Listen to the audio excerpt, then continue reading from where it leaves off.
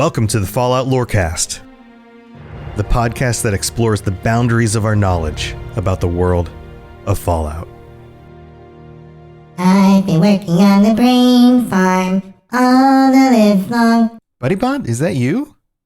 Oh, hey, robot. It's been like years. It's been a really long time. Where have you? Did you say working on the brain farm? Oh, no, nothing. Just saying railroad. I said railroad. Speaking of, what are you working on there? Well, I've been going over lots of data. I've been pulling together information, stats about each of the main Fallout games and how they're similar and different from each other. You know, things like total number of quests and how long it takes people approximately to finish the game and how long it took to make each game, and kind of comparing some of that. Wait a minute. Why are you interested? First of all, where have you been? Oh, nowhere. Okay, well, keep your secrets. Can I hang out and check out all your info? I guess so, but did you heard what people have said about you, right? No. Some people are not BuddyBot fans. Let me just put it that way. Well, that's a bummer. Why wouldn't you like BuddyBot? It's something to do with your voice, or maybe the fact that you collect brains, which you seem to still be doing. No, I'm not. Okay. Yeah. All right. Well, you just be quiet and you can hang out. I'm about to tell everybody about all the stats that I pulled together, but no more talking, okay? Mm-hmm. Okay. Even is talking, so just be quiet.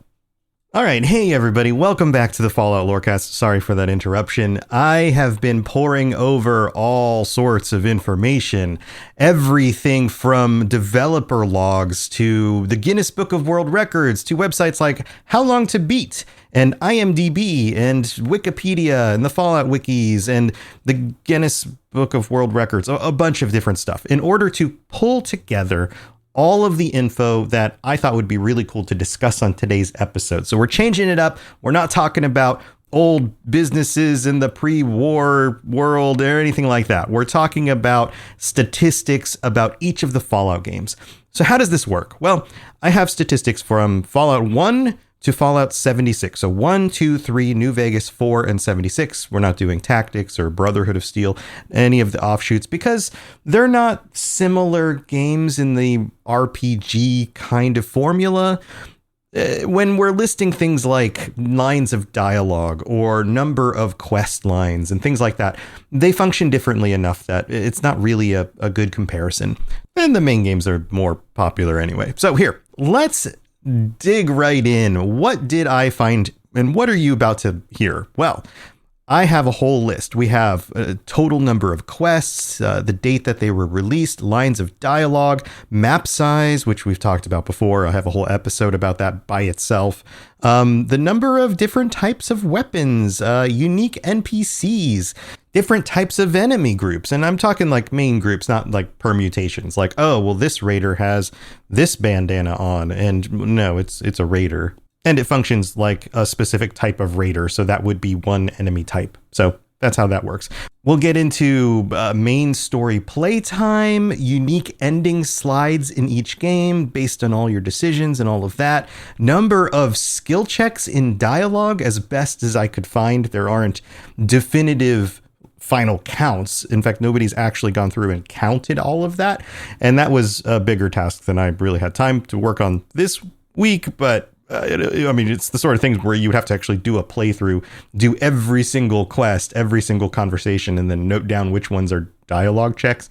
Nobody's done that, but that would be really cool to know. But I've got some estimates on that. And then even stuff about production. Like, have you ever thought about how long it took for each game to be made and then compared that to the size of the game world or the number of quests, the amount of dialogue or the script of the game? And we're going to talk about that as well. The game scripts and also how many voice actors were in each game. So here, let's get started. We're going to start with what I'll call the core statistics right at the beginning. Let's talk about the release years, because these are things that most people generally have in mind. If I was to say, well, about what year was Fallout 1 released? Most people would say late 90s, like 97, 98. Yeah, 1997, it came out.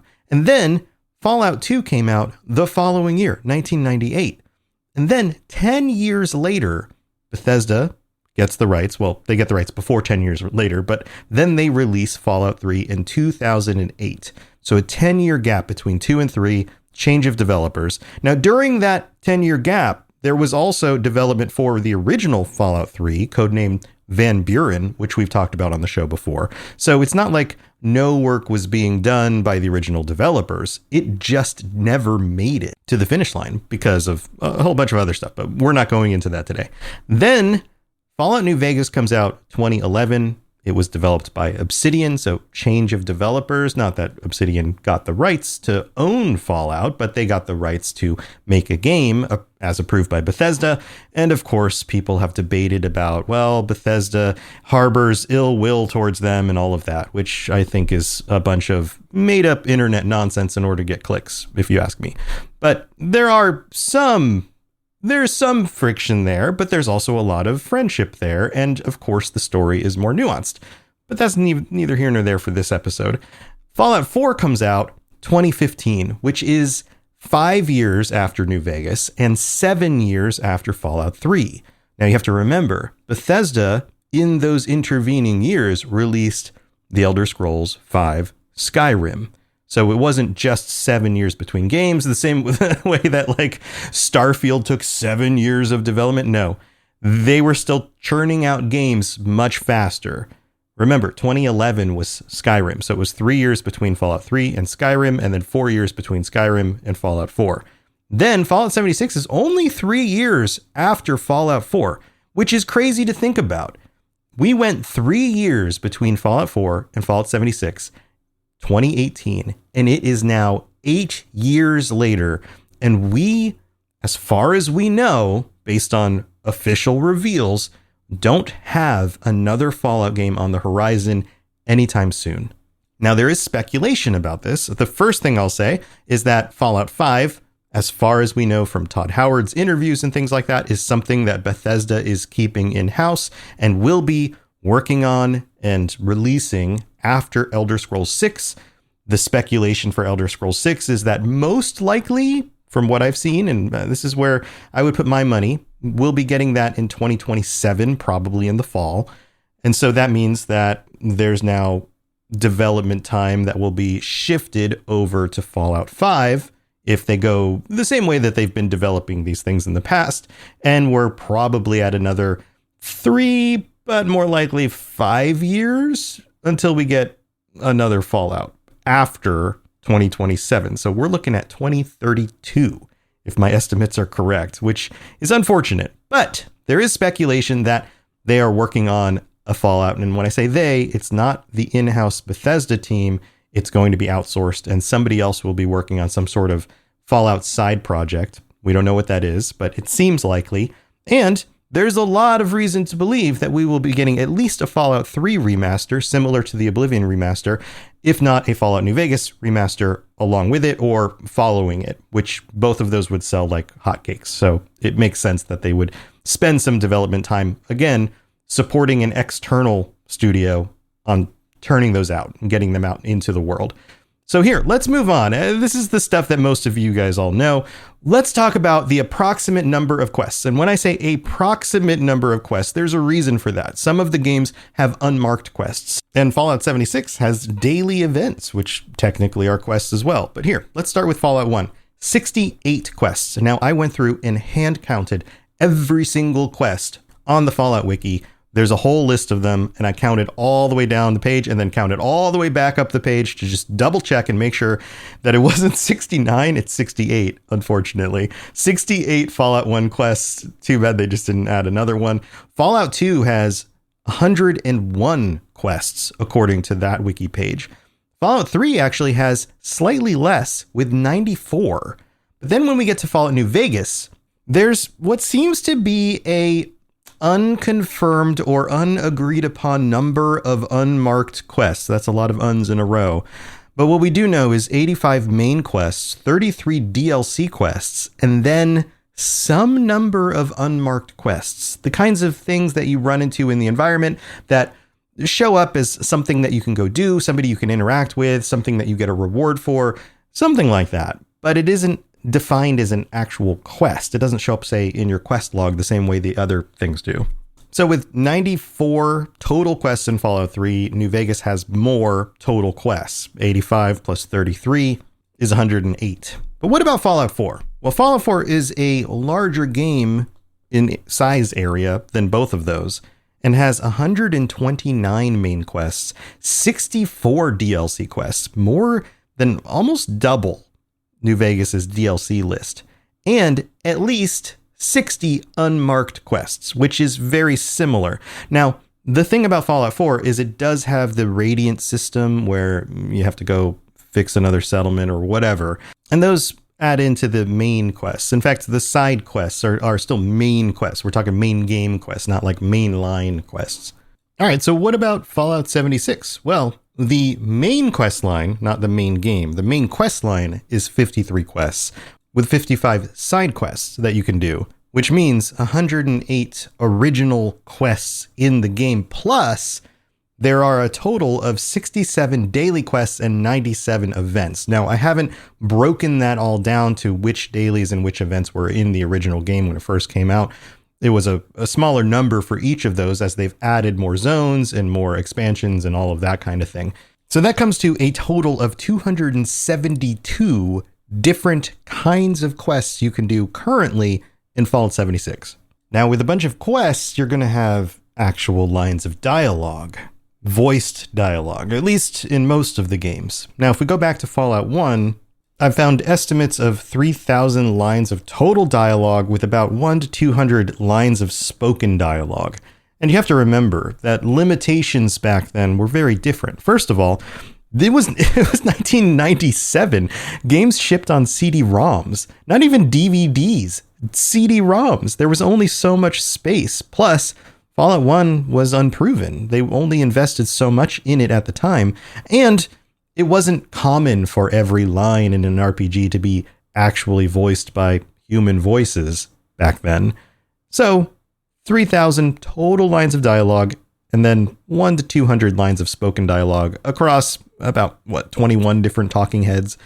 When we get to Fallout 2, though, the number jumps. 20,000 lines of dialogue, including a percentage that are voiced as well, a smaller percentage still. When we get to Fallout 3, we're at 40,000 lines of dialogue. Fallout New Vegas has 65,000 lines of dialogue, which is crazy. Keep these New Vegas numbers in your mind as we go through them, and once we get to the actual development time on the games, it is kind of crazy how much they were able to produce in such a short time.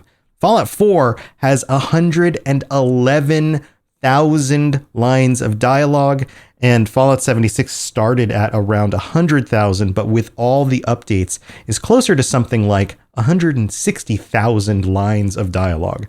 That's a lot of words. That is a lot of voice acting. So let's compare this to another stat. Number of unique NPCs. Fallout 1 has 200, Fallout 2 has 500, Fallout 3 1,500, New Vegas 2,200, and these are rough estimates, these are rounded. Fallout 4, around 1,000 named, because not all of them are named, and we don't actually have a list. I couldn't find a total list of number of NPCs in Fallout 76, either at launch or currently in the game. Now remember, some of these numbers, in my mind, I'm not 100% sure about. They're rough estimates, and they're pulled from different sources that some give more like rough estimates than actual numbers.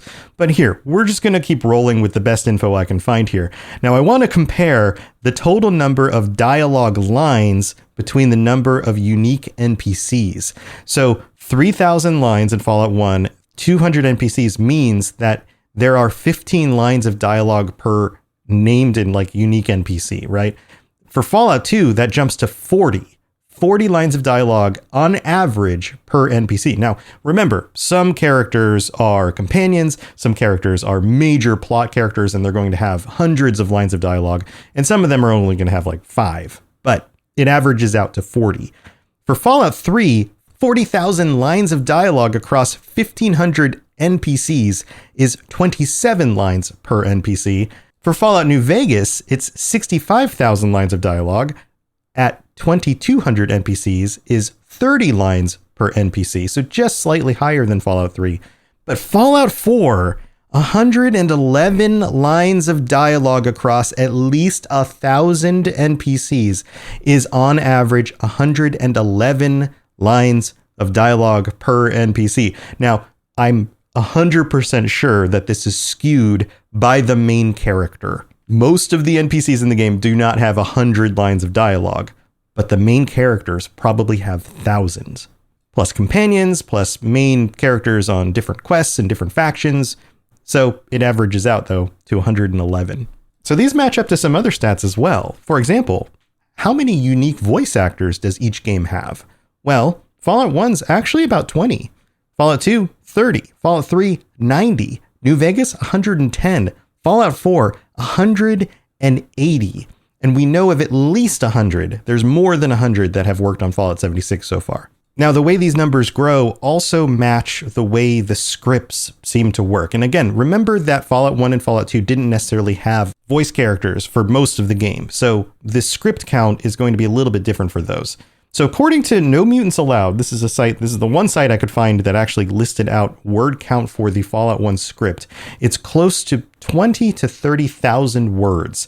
But when we jump to Fallout 2, we get over 1 million words in the script. And oftentimes these script numbers also include things like holotapes, and they're not just spoken dialogue or screen dialogue that you read on the screen, but anywhere that you would see any words. So conversations, holotapes, notes on tables, little things left one place or another. And the numbers get real big because over 1 million for Fallout 2. And then we get to Fallout 3 and New Vegas, which are both in the about half of that size. Fallout 3 is estimated somewhere between 400 and 500,000 lines in the script. New Vegas is a little bit bigger. It's at least 500,000, if not slightly larger than that. And then Fallout 4 jumps back up to over 1 million. Fallout 76, don't really have numbers for that one, unfortunately, but it continues to grow.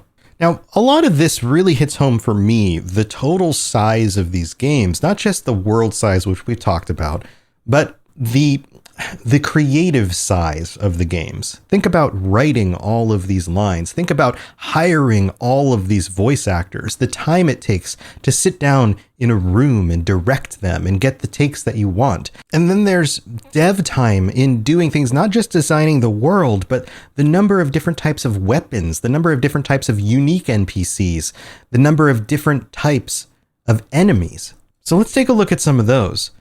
The total number of base weapon types in the games. Fallout 1 has roughly 40. Fallout 2 has roughly 70. Fallout 3 has 53. Fallout New Vegas has 106. Now, as we get further into the series, you start being able to come across all these different kinds of permutations, not just base weapons and legendary weapons, but ways that you can upgrade the weapons or add attachments and things like that. So we're only talking base weapons here. Now, when we get to Fallout 4, they become extremely modular, but there's still only 50 base weapons. And Fallout 76 has over 60 base weapon types. Now, what do you use the weapons for? Well, killing the enemies. And the number of base types of enemies also increases. And I'm not talking, again, little changes on the same basic model or something like that. These are just base enemy types. Fallout 1 started with about 20. Fallout 2, 35. Fallout 3 backed up a little bit. And remember, the scale of Fallout 3 was smaller than Fallout 2 to 30. Fallout New Vegas jumped to 45. And if you think about it, think about going back and playing Fallout 3 and then playing New Vegas. New Vegas has a wider variety of different types of enemies. There's a bunch of weird stuff that shows up in New Vegas that wasn't in Fallout 3. Then we get to Fallout 4, and it turns out that there's 40. But remember that there are more of these variations. There are more of these different types of armors or different types of weapons that each of the enemies can hold. So the total variety is larger, even if the base number is smaller.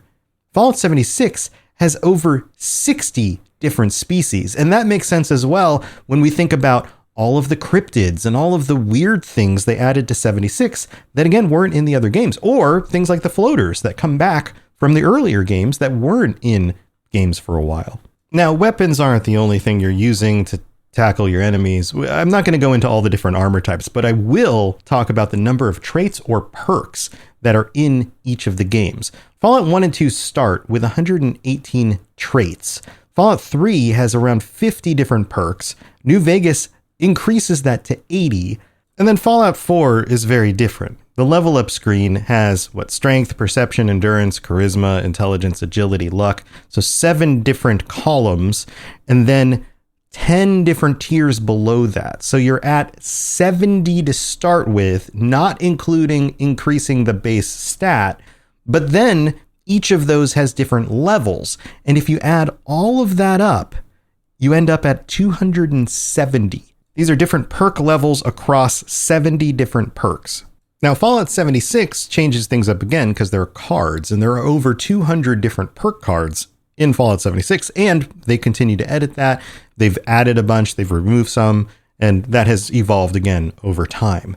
Now, one of my favorite things in the Fallout games are the skill checks, and most of the skill checks, I think that's fair to say, are dialogue skill checks. I guess it depends on how you play and what you're doing. There are definitely strength checks and intelligence checks and things like that, and some of the dialogue checks are strength or intelligence checks, depending on the game and the way things are set up, but overall, the total number of dialogue skill checks to me was interesting, and this I had a very difficult time figuring out.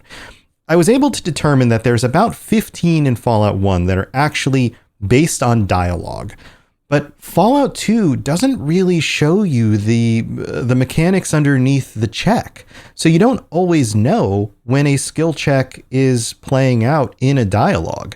So I can't get an actual number of that because we don't have the data.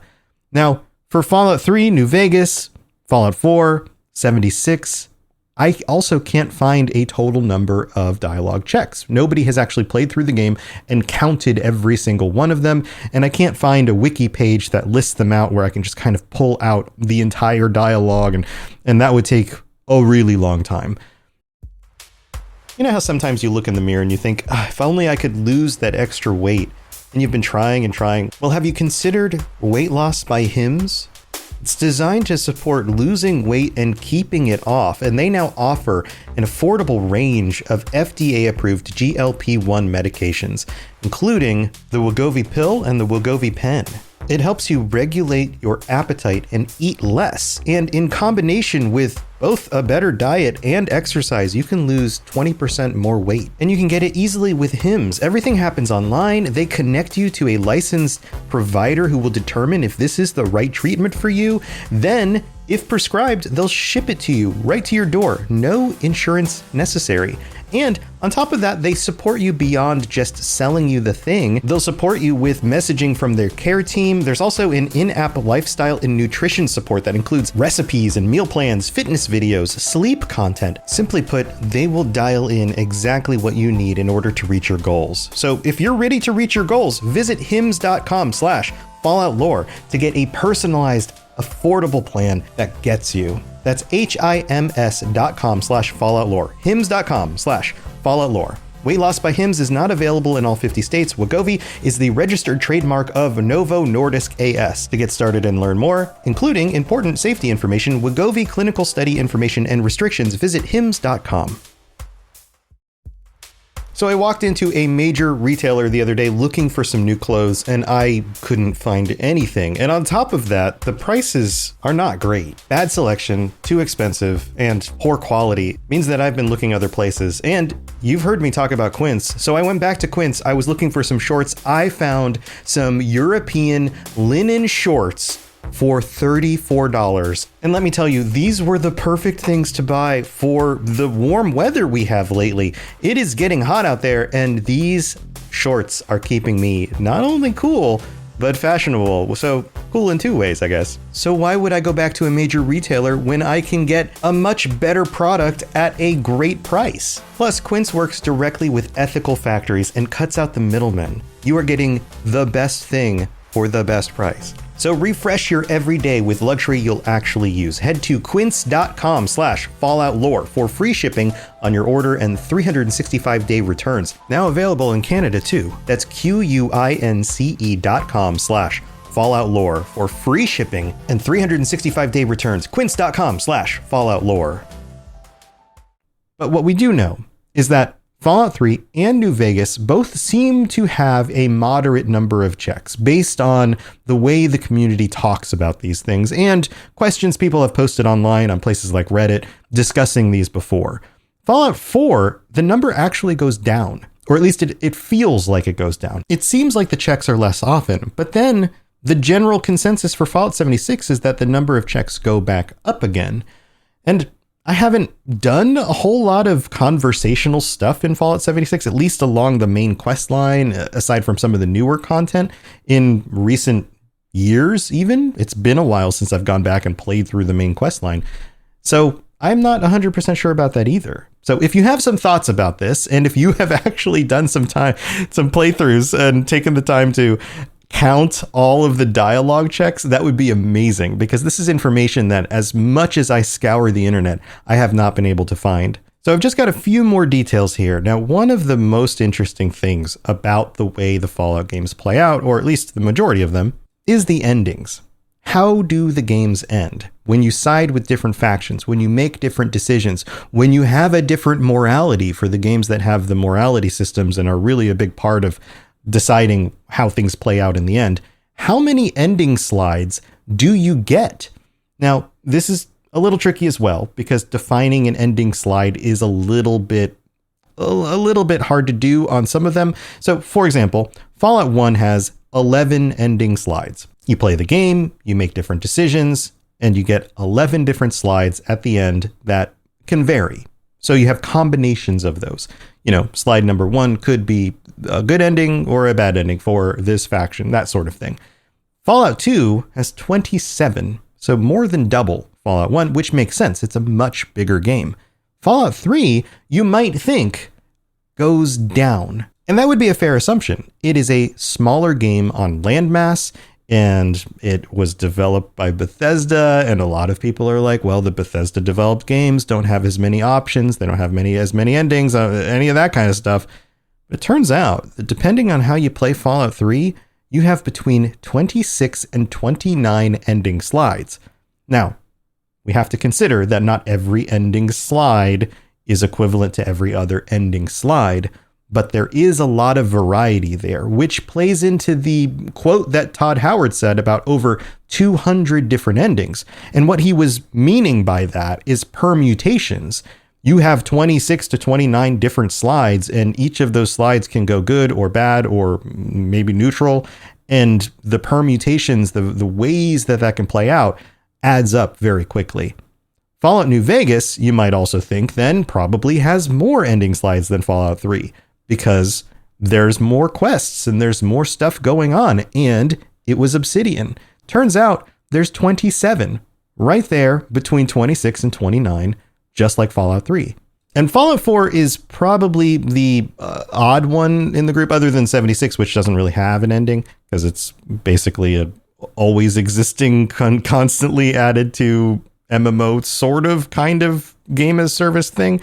But Fallout 4 has 4 main faction endings with some variety. And we're not going to get into all the details there, but they changed it up. They didn't do all of the different ending slides the same way that the other games did, which I think is kind of a miss. I think that those ending slides and the different varieties of endings are cool. I think they're something that a lot of people associate with Fallout.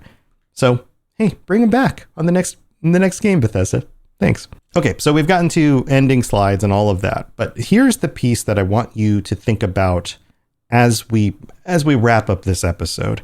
How long was the dev cycle for each of these games compared to the total amount of stuff we just talked about, along with the total number of devs who worked on those games, or at least roughly the team size? And this is another one of those things that's a little bit tricky, right? Like, the team size is probably more important than the total number of devs, because some devs get hired, some devs get fired maybe, or they leave.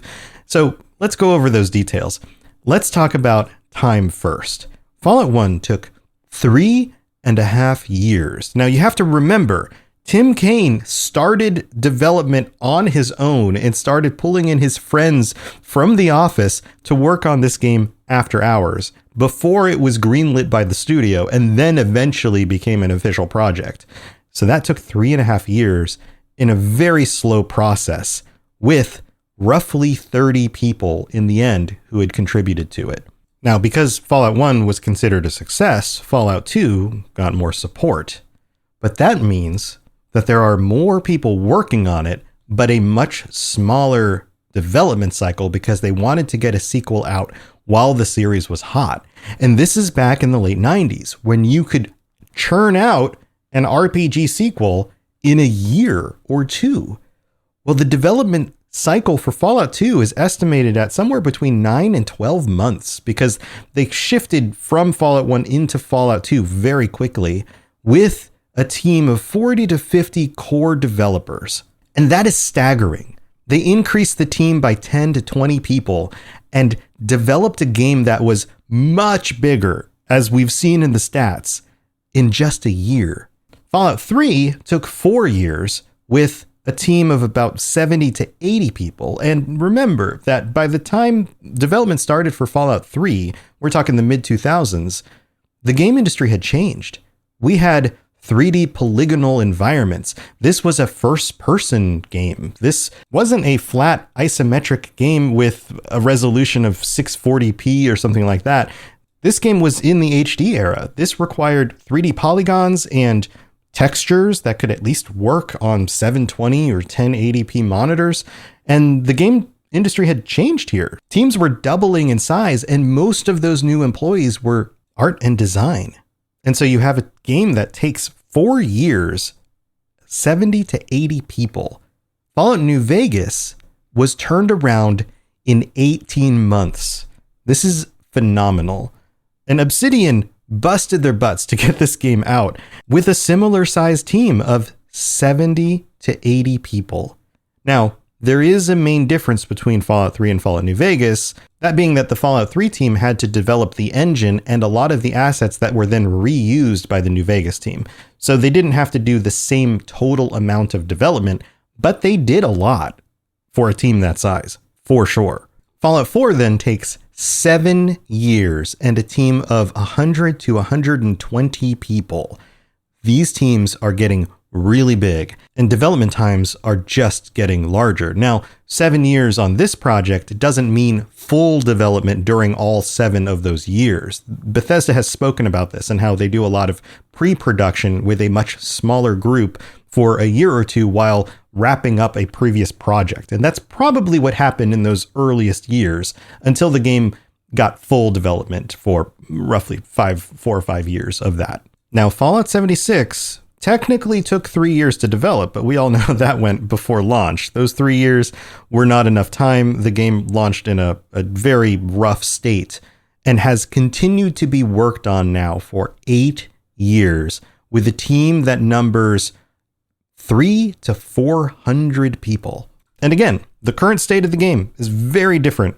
Sure, there's still bugs. Sometimes things break, but the game is way more playable, a lot more fun than it was on launch, and the total amount of content has just continued to expand with expeditions and 2 new areas on the map. The map was already 4 times the size of Fallout 4, and it is now at least 5 times the size of Fallout 4.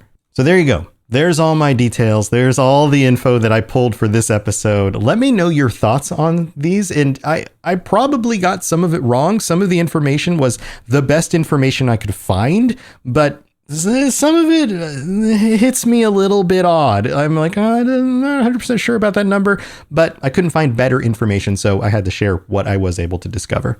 Oh, thanks, Robots. That's really helpful. I mean, interesting. You said helpful? Are you working on something, BuddyBot? No, but I'm gonna go back to my farm, railroad now. Bye! I'm not sure what he's up to. We gotta keep an eye on that guy. If you have any questions about Nuka World, I'd be delighted to answer them. Well, I hope you enjoyed a very different kind of episode and the return of BuddyBot. Some of the patrons had been asking about him, so I thought we'd bring him back, or at least have him show up as a surprise. But thank you to all of our patrons, everyone who keeps this show going. you're welcome to join us on the Patreon, patreon.com/Fallout Lorecast for all sorts of fun stuff. You can get ad-free episodes and all sorts of other things. Go check it out. You can also join us on our patron chats. Also, shout outs to our Sentry bots who get shout outs every week. Germinator, Main Monkey, and Ira Moody. Thank you so much for your support as well. And if you'd like to help out in other ways, leave a 5-star review on Apple Podcasts or whatever platform you listen to this on. Leave some kind comments and let your friends know. If they want to learn more about Fallout, this is the place to do it. All right, have a wonderful week. And if you see Buddy Bud out there farming brains, let me know. I'll see you next time. To plug into everything else we're doing, check out robotsradio.net. Reach out to me on Twitter at robots_radio. Check out the Robots Radio Rocket Club, where you can join me and a bunch of our other creators creating your podcast, starting a new podcast, or helping your current podcast grow. There's more information about that on robotsradio.net as well. And you can always talk with us and the entire community, over 2,000 people on the Robots Radio Discord. Come join us. We'd love to chat with you. See you guys next time.